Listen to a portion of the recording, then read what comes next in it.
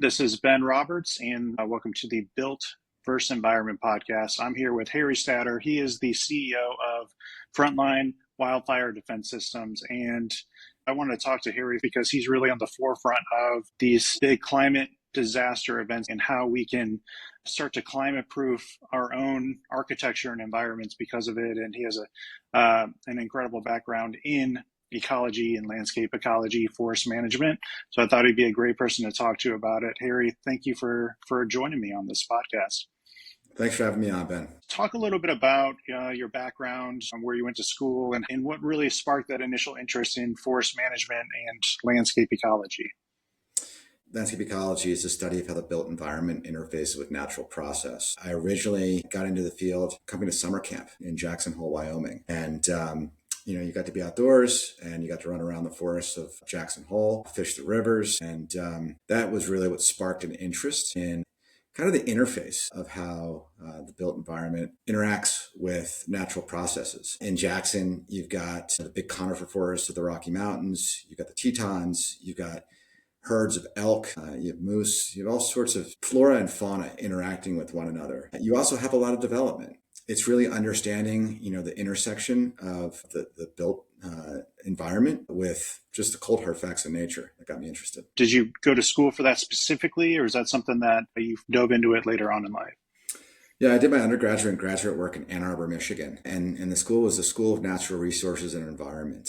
It's a school at the University of Michigan in Ann Arbor that has a program that really blends applied ecology with landscape architecture. So we take all the studies that are done around plant communities, around utilization of those plant communities by neotropical birds, by raptors, by ungulates, really all that utilization goes into understanding how flora and fauna interact with one another. And, then how we could blend in landscapes and the built environment into this already functioning ecosystem. And, the goal is really to tread lightly, interact as if you're not there with that ecosystem. And that's really the target. So I did my undergraduate work and then I did my graduate work in Ann Arbor and moved out to Jackson Hole to really start practicing thereafter. What were some things that from that summer camp experience that you were able to then put into practice after you went through all of that schooling? Just knowing where you are, appreciating a sense of place. We live in the areas that we live because, we want to be there. And I think, when you're a kid and you're running around in the dirt, you don't fully appreciate, what that means. Being a little bit older, when you get some age on you after graduating from school, I wouldn't consider that old, but you definitely have a different perspective than when you're a kid. And then 25 years on, 30 years on, even more so, you could appreciate, because you spend all the time in these communities where, you see how plant communities change season over season, so it's one of those things that if you move through those plant communities at different times of the year, you see other animals that are using the communities, you see kind of how things work. And I think that's kind of the deeper sense of appreciation that's just come with time. What pulled you in the direction of studying fire? We see the devastation that fire brings, but beyond that, fire is also kind of a necessary component of forestry management. And so where did you really get that interest from? So fire is a great denominator. You see fire return intervals that are associated with all plant communities in the US and really globally.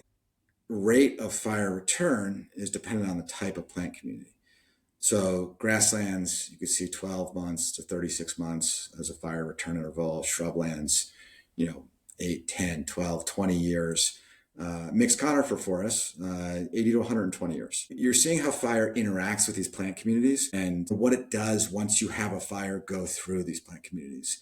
And one of the most majestic things you could ever do is go walk through a forest after there's been a fire. You see that forest regenerating, you see animals that wouldn't otherwise be there were it not for a fire that just passed through the forest. It's kind of this blank canvas from which everything starts to grow again. It's really the most efficient way for nature to restore plant communities. It regenerates seed beds, fire reduces competition, fire helps to eliminate invasives, and being able to move through a forest post-fire it's just super cool. And then you get to see how that forest rebounds, and it's slower. It's slower than even the economic cycle. You don't have that return on investment, if you will, like in a quick period of time. It takes longer. But if you're careful and you're looking for the indicators, you see massive growth, just like going to the same place year over year. So that is really what enticed me into, saying, hey, these are plant communities that rely on natural fire regimes to go uninterrupted. We played a big role in fire behavior over the last century, and we've interrupted those processes.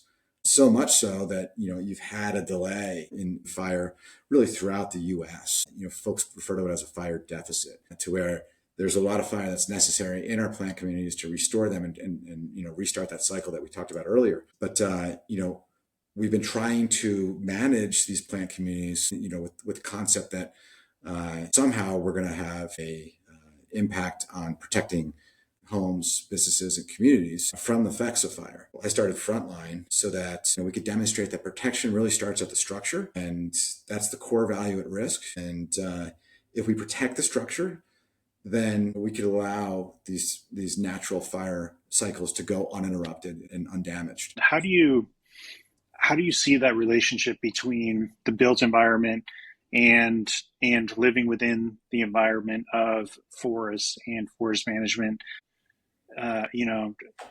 Should we be building in these areas? We saw what happened in North LA just recently. They don't become smaller, but yet there's people that have to live somewhere. And what does that relationship look like going forward? And how do we make sure that those homes stay safe?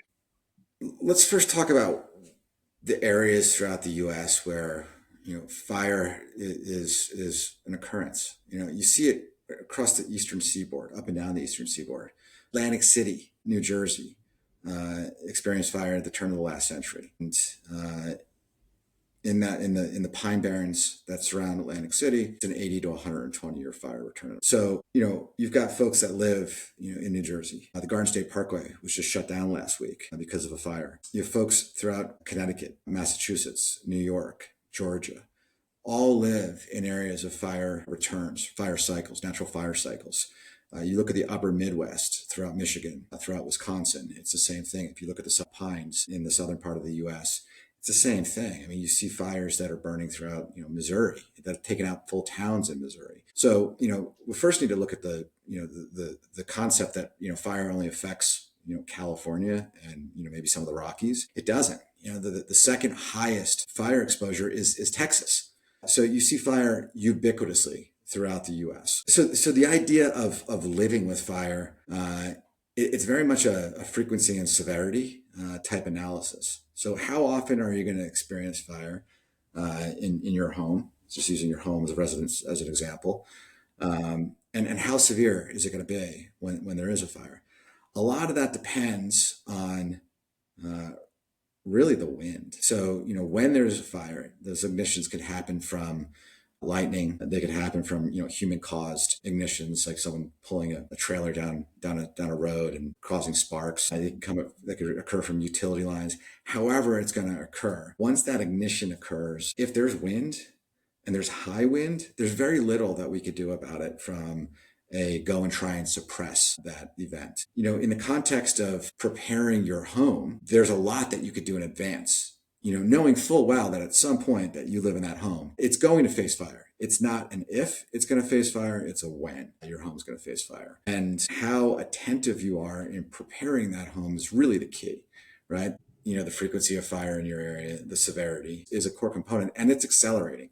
In the context of a climate changing world, things are getting warmer, right? And as a result of things getting warmer, fuels dehydrate quicker. So your plant communities, they dry up quicker, and it runs out of moisture, and you have an ignition, you apply wind. And it's very similar, Ben, to, starting a campfire and getting some kindling going and blowing on that campfire. You see it really catch when you blow on the campfire. And it's the same thing, when you're talking about fire and how it gets into our communities. So similar to campfire, you have embers that are flying up in the air, and they fly up in the air and you apply wind and they go many, many miles, up to 24 miles in some cases. Wow. So Like that's the exposure that we're designing to. So when you're an architect, when you're a general contractor, and you're building a home, you're putting that home together for the wind load, the snow load, rain. You got your structural considerations in the structure. You got to consider what exposure that structure is going to face from fire, and it's a wind-driven ember storm.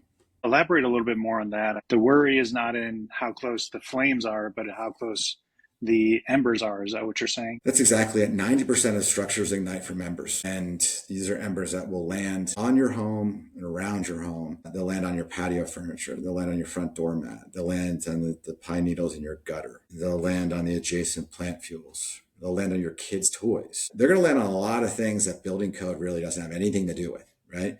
Yeah.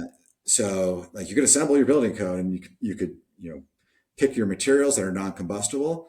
It's everything that people assemble around their home that these embers are also going to land on. And really it's how hard the wind is blowing that's going to determine, the fires that are going to be impacting your home. So you could have a fire that's quite literally 20 miles away from your home. And if you have hurricane force winds, there's a chance that you're going to have embers that are landing on and around your home. And the closer you get, the greater the odds are that you're going to have those embers, land on and around your home. So that really is what you're preparing for. That's the design, really, the exposure that you're designing your homes to, or your businesses. What made you decide that you wanted to create a company to do something about it? So what really made me decide to create a company to do something about it was we were doing a lot of pine beetle management. And pine beetle, very natural. It's a beetle that goes into pine trees. It goes into Douglas fir trees. It goes into spruce trees. The genus is Dendroctonus, and then it's specific to the type of tree. You get the type of beetle that goes in. Well, basically, these beetles go in and they cause mortality throughout the forest. And really what it's doing, it's opening up the canopy and regenerating the forest in a way that's similar to that of fire. It's a little more crude. It doesn't consume the material like fire will, to the extent that fire will, but it will reduce competition and it'll open up more sunlight, open up more availability to nutrients to the plants that survive. And it's a way of regenerating the forest. Well, back in the early 2000s, there were pine beetle epidemics throughout Wyoming, Montana, Idaho, and you had large swaths of pine beetle that were going through the forest out here, causing mortality. And it really got people asking why. And so we started managing forests, and we started to manage forests from Wyoming up to Montana down to New Mexico. We were doing a lot of pine beetle management. We're doing other objective managements as well. But we managed these forests, reduced them to a density that was, from a textbook perspective, below the target habitat for pine beetle. And you're working on, anywhere from 50 acres up to 20,000 acre properties. So we go through and we do a design. We were doing forestry, implementation, running skidders, chainsaws, log trucks, but there was millions of acres surrounding this property that was not getting managed because it wasn't under the control of the property owner. Some of that was public, a lot of it was public, some of it was other private. And so what ended up happening is you just had beetles that, there's a freight train going by and the other beetles were coming onto the area that you just managed, and they still saw good habitat, right? Because they had to sustain that population of beetles that were in the forest. So really, to go and try and manage this, relative to how humans interact with the forest, it was very difficult to do that, because really what was necessary was natural fire, right? To go through, and it's the most efficient way of restoring this forest. But when you had 20,000 to 30,000 homes a year burning down, that's a difficult conversation to have with folks.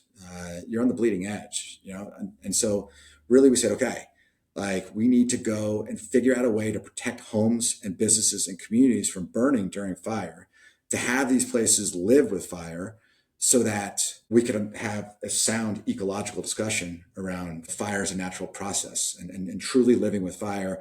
So you could have the fires and you could also safely live in areas where there's fire, which is everywhere. So really I started to study fires throughout the US, throughout Canada, throughout Europe, Italy, Greece, Spain, Portugal. We looked at the Southern Hemisphere countries as well. Looked at South Africa, looked at Chile, Argentina, New Zealand, and Australia. Very consistent embers.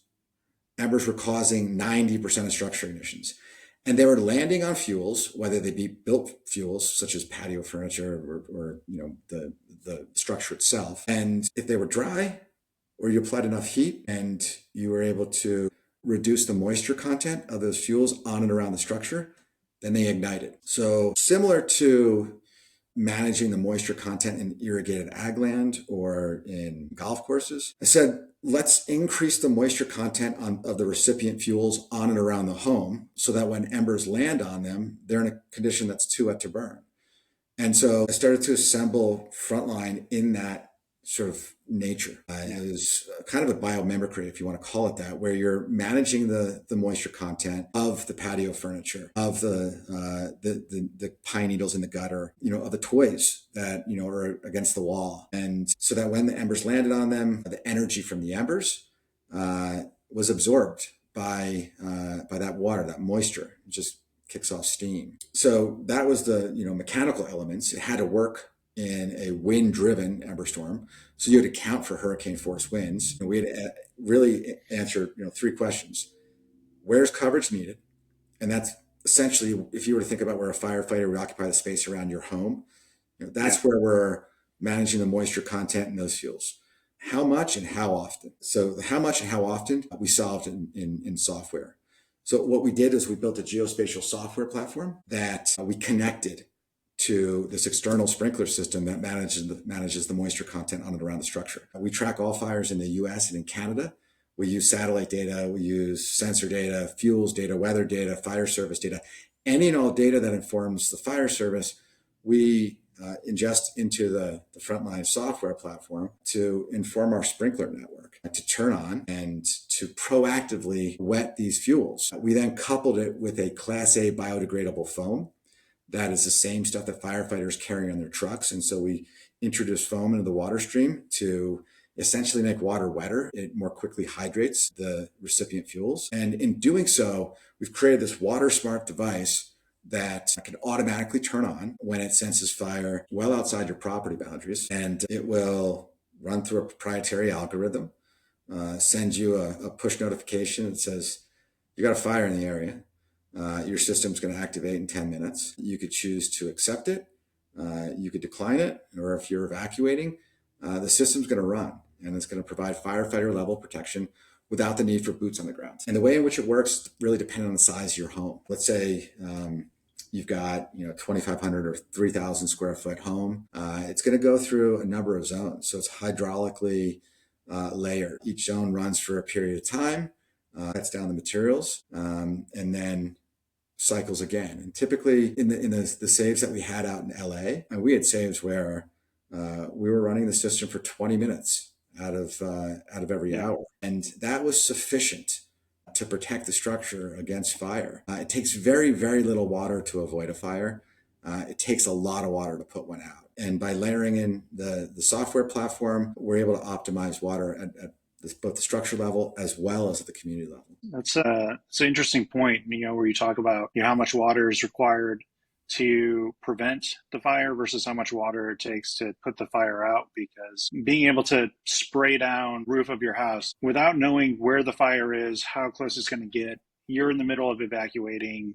And there's only so much that people can do unless they decide to sit inside of their home and kind of risk their own lives to save their property. But the ability to combat it before it becomes the problem is sort of that key area, right? And the issues that can sometimes happen with hydrants running out of water and all of that, but those requirements aren't the same if everybody is able to mitigate it with some sort of moisture on the things that could catch fire. Is that what you're saying? That's exactly it. We want to avoid the fire from happening at your home in the first place. We also are saying it's okay to evacuate.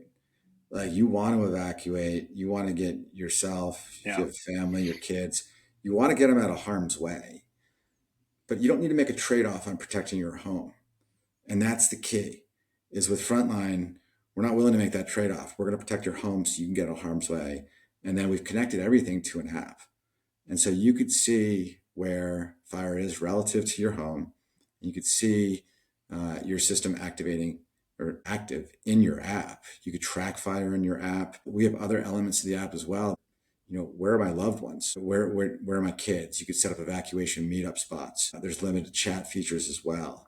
So the way we've thought through the Frontline platform and network in general is, we're not just protecting the home, the community, but we're managing human, through that event and managing the anxiety level of that person through the event. Because the first thing that you're going to think of when you get the notice that there's a fire in and around your home or near your home is like, where's my wife? Where's my wife? Where are my kids? Right? Mm-hmm. Let's A, get out of harm's way. Let's B, make sure the house doesn't burn down. It's very, very difficult to do both when everyone's trying to evacuate and it's chaos. Yeah. And so we've really focused on reducing the chaos with the Frontline platform. Yeah, no, it's a great point, because if you are trying to save your home, and the only way you can do that is by you physically being there, then you have to wait till the last possible minute in order to do that. And then you are caught in the chaos and part of the chaos, which is not what anyone wants. And I'm in Texas right now. I moved here when we had the largest drought that we had in a century in 2011. And that was when the Bastrop fires happened through the state park. And it was a devastating thing. And I remember you drive down the street and you just see fires pop up, and that was over a decade ago. This isn't just, just don't build your house in a forest. I mean, these fires, you don't get to decide where the ember blows. There's no way to avoid ever having any sort of fire risk. Yeah, Ben, you're spot on. So like the original tip off to me when I was wondering what's going on is with the structure ignitions. We were seeing supermarkets and other commercial structures in Colorado and in California that were burning. And these were places that were surrounded by acres and acres of parking lot. Yeah. Like thousands of parking spaces. And they were nonetheless burning down from fires that were many miles away. And you were seeing the boats that were sitting on lakes, right? At those marinas. The boat would burn down, but the marina would stay intact. All things that are like, okay, this is not a wall of flames that's coming out of the forest, right? This is something very different. And it can expose 500,000, 2 million structures all at the same time, depending on the location of that fire. And when you draw a radius of 24 miles in a place like LA, firefighters were incredibly successful in LA at protecting people's lives. But the trade-off there was that you had a lot of homes and a lot of businesses that were left unprotected. And so the fire service is doing, yeoman's work here, and in very, very difficult conditions. And they're focused on getting you out of harm's way. Frontline's focused on protecting your home. So, simply put. Piggybacking off of that is, it's not only the risk of your home, but your neighbor's home. Because if your home catches on fire, that brings the fire to the neighborhood. So for people that maybe they do live in a fire-prone area, when they think about the most important things that they can do to protect their home, what are like the 3 top things that they can do? Yeah. So, first and foremost, you start at the structure, right? Because that's the core value, right? That's where you live. That's where your mortgage is. It's your insurance. So it's protect that asset first and foremost. So that's where you start your protection. Now, essentially what we're doing is we're modifying the fuels on and around the home. That's the immediate and the intermediate zone is really the nomenclature. The immediate zone is on the home, extending to 5 feet off the walls of the home. The intermediate zone is from the walls of the home, extending to 30 feet off the walls of the home. And so there's different ways of protecting against this exposure, this ember-driven exposure. Having vents that don't allow embers into the home, that's a key inclusion. And that's easy. It's simple. You just put a mesh that's a 1/16 of an inch or less, and you're going to have, you lay that across your vents. You'll have protection. The other elements are of home hardening. And the home hardening aspect is interesting because it gets expensive. So you've got a non-combustible roof. You have siding. You have your deck, right? Your wood deck.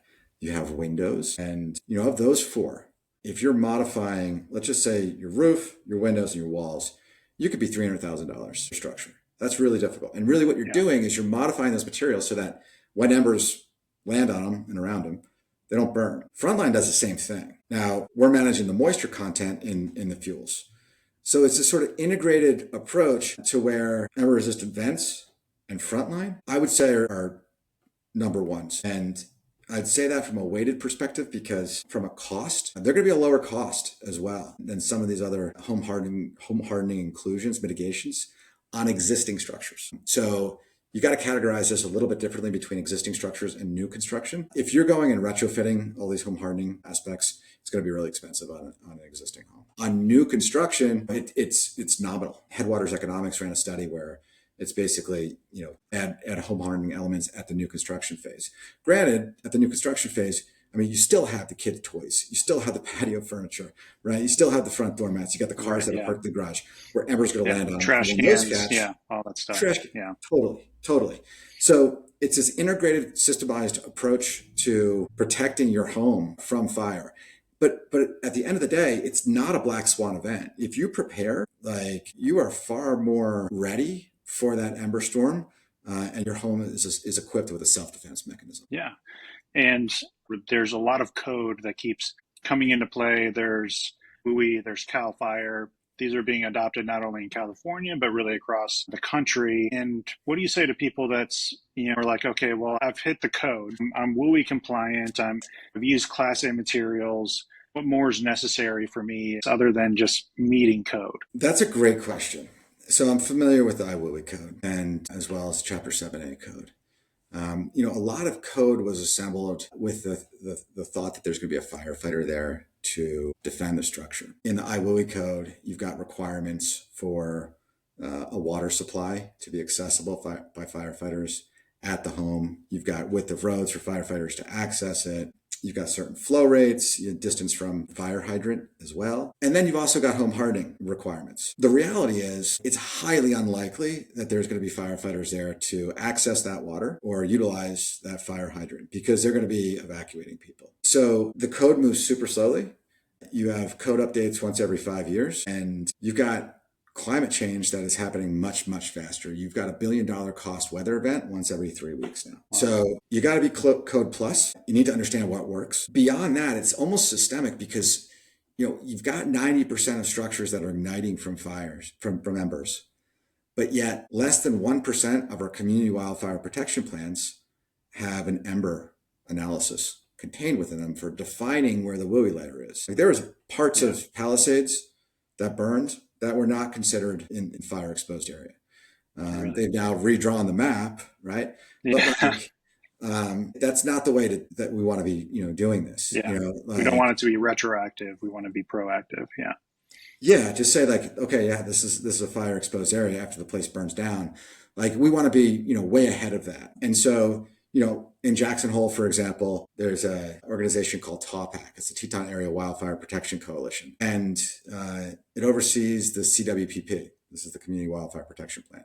So the Community Wildfire Protection Plan identifies where your wildland urban interface is, your WUI layer, right? Yeah. And then based on your WUI layer, you're assembling your evacuation routes. You're assembling your different tools, your home hardening, your Frontline. You're identifying where fire suppression resources could go. Now, if you don't accurately identify that, then everything downstream is set up for failure. And that's what we just saw in LA. We need to really require an ember analysis in every home, in every community, at a minimum as part of the CWPPA. That is integrated into, your analysis of how exposed is your home. And then based on that, right, you prepare. So the current code is not there, as far as accounting for ember ignition and wind-driven ember storms and the availability of firefighters. And until we get to a point where in the code they say, okay, this house needs to defend itself, that's really what we're shooting for. And I think another thing to remember with the code is that whether it's Class A or not, all of that is based upon how long it takes to burn. None of it is based upon the fact that it's not going to burn. So the code also is designed to give you enough time to leave your home, not to protect your home and make sure that your home doesn't burn down.